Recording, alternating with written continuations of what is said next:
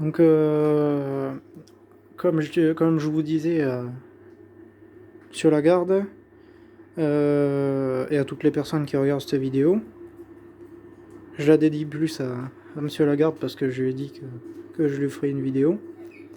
Comme vous pouvez le constater déjà, j'ai un nouveau téléphone, la qualité est bien meilleure. Donc c'est une chaudière à condensation gaz, 28 kW, Atlantique. Donc c'est une Hydra Eco micro-condense, 4100.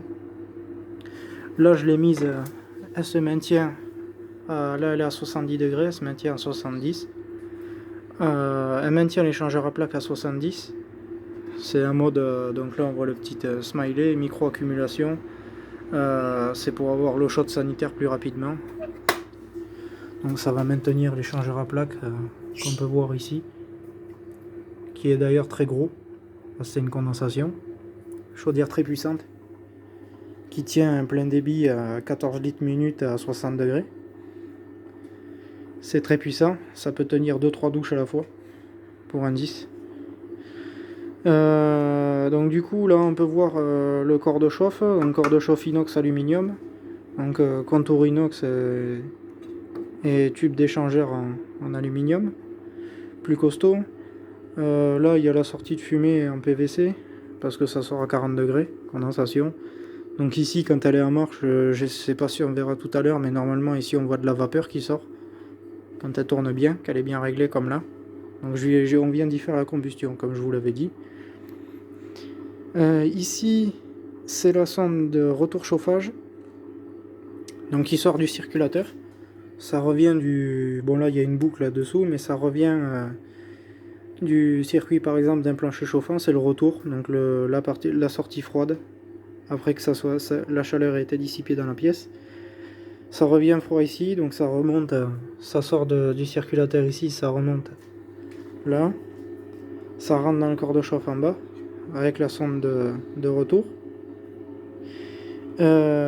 C'est un gros serpentin qu'il y a là-dedans. Et en fait, la particularité de ce serpentin-là, c'est que à ce niveau-là, le brûleur va jusqu'ici à peu près. C'est un cône, je vous enverrai une photo. C'est un cône, un cylindre qui va jusqu'ici. Ici, il y a un pare-flamme au fond. Et en fait, les gaz brûlés vont passer à travers le serpentin pour un premier échange, vont ressortir à peu près 170 degrés. Après, ils vont aller ici et repasser à travers le serpentin du retour chauffage, qui est censé revenir à peu près à basse température vers 30 degrés. Du coup, les fumées vont se refroidir à 40 degrés, condenser, la vapeur d'eau va se condenser sur le serpentin et venir tomber ici, dans ce tuyau-là, du corps de chauffe. Après, remonter ici et partir directement dans l'atmosphère. Là, il y a un petit tuyau de récupération de condensat qui ont pu se former dans la partie en PVC. Parce qu'il faut savoir que c'est à 40 degrés, très froid. Du coup, il y a de l'eau qui s'y forme et c'est pour éviter que ça inonde le corps de chauffe. Donc là, on a tuyau d'arrivée de gaz, injecteur gaz, on peut appeler ça comme ça, même si c'est pas un injecteur. Ici, on a le venturi du ventilateur, donc derrière, on a la turbine. Et en fait, l'air est aspiré ici et là pour créer un pré-mélange de gaz qui est pulsé dans la tuyère ici, qui va sortir au niveau du brûleur dedans. Donc je sais pas si on va le voir à travers la lumière. Non, on le voit mal. Qui va remonter ici, et en fait le fait que ce soit un pré-mélange de gaz va faire que la température de combustion va être beaucoup plus basse.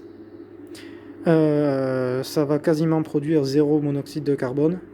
Il doit y avoir 12 ppm à grand maximum. Et ça va permettre d'abaisser le taux d'oxyde d'azote.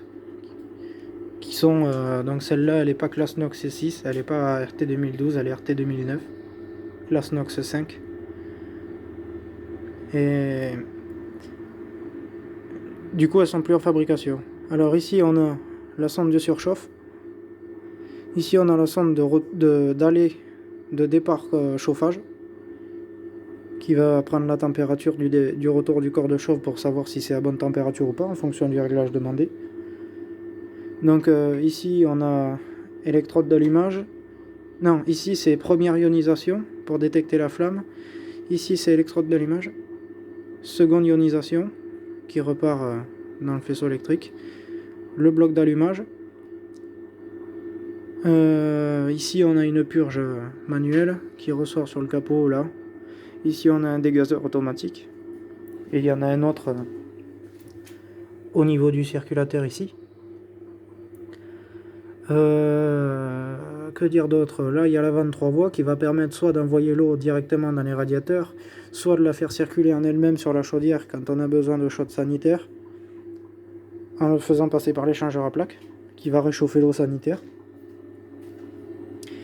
Le petit mano de pression, donc là on est à 1 bar 2 à peu près, parce que j'ai une fuite à ce niveau là sur un étamage que j'ai raté.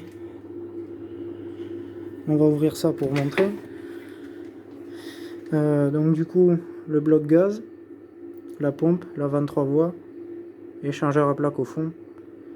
Là on a le retour chauffage. Ici on a le retour de chaude sanitaire, l'allée de chaude sanitaire avec le débistat. Ici on a la prise de pression du corps de chauffe pour la régulation du bloc gaz, la modulation. Ici on a l'évacuation de la vis de vidange de chaudière. Ici on a la récupération de la soupape de sûreté. Là les condensats ils sortent. Que dire d'autre? Le vase d'expansion qui est caché derrière, raccordé là. Là, ici à ce niveau là, désolé le flash s'est éteint, j'ai plus assez de batterie. Et là on a la boucle thermostatique.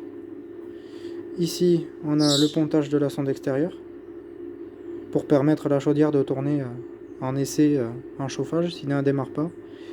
L'alimentation. Et ici tout ce qui est raccordement basse tension, et ici un raccordement phase neutre 230 volts pour rajouter une pompe si on a un système solaire ou autre par exemple. On va refermer ça. Je vais faire une petite démo, la mettre en marche en eau chaude. J'ouvre le robinet.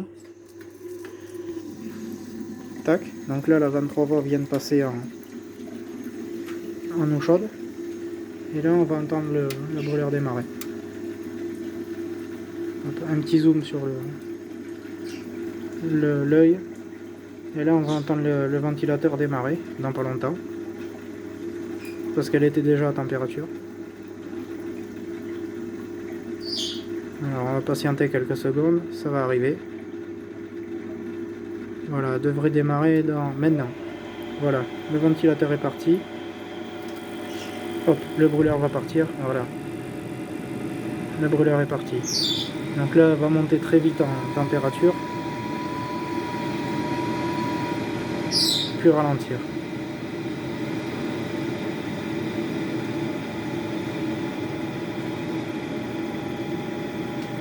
Voilà. Je vais baisser le débit de l'eau pour qu'on la voit condenser.